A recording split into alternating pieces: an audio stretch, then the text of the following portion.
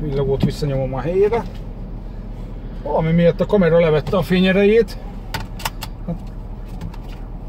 Úgy látom, hogy a kolléganőm is, vagy úgy hallom, mint a kolléganőm is megérkezne.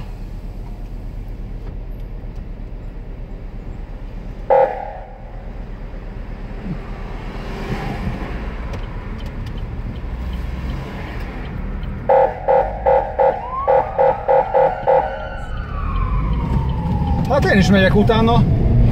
Lehet, hogy ő is az országos védellátóba megy.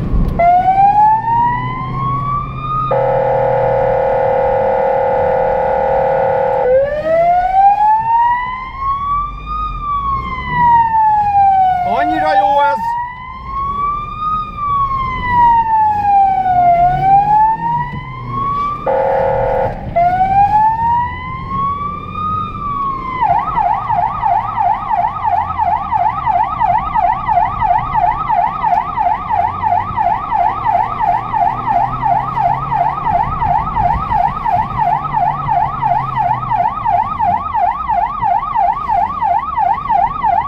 Csak megállsz a buszoddal.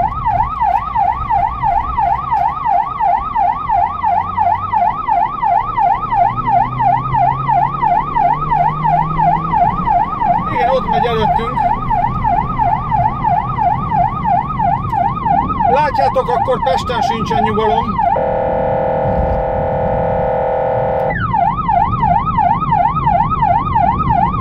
Ez a véletlen, amikor találkozunk így Pesten, és jön a biciklis.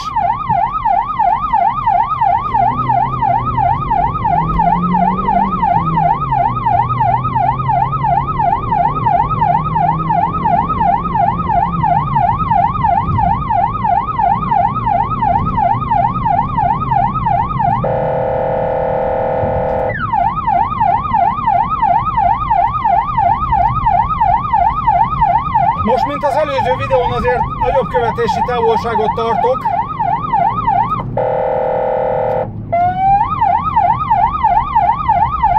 Illetve óvatosabban közelítem meg a bicikliseket, autósokat, hogy legyen idejük reagálni.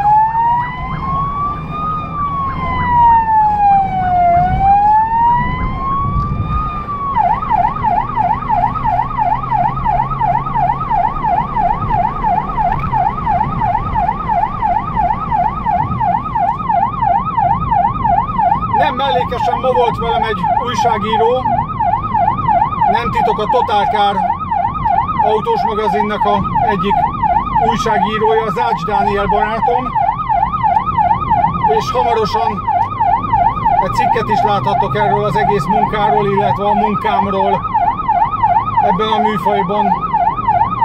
Hamarosan megérkezünk a központi vérellátóhoz, ahonnan egy sürgős mintát, vagyis egy sürgős vért viszek be a kórházba.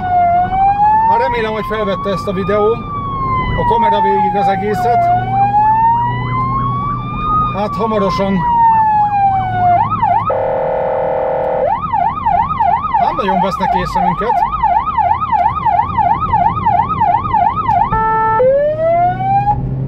Hamarosan viszont remélem, hogy fel is tud kerülni a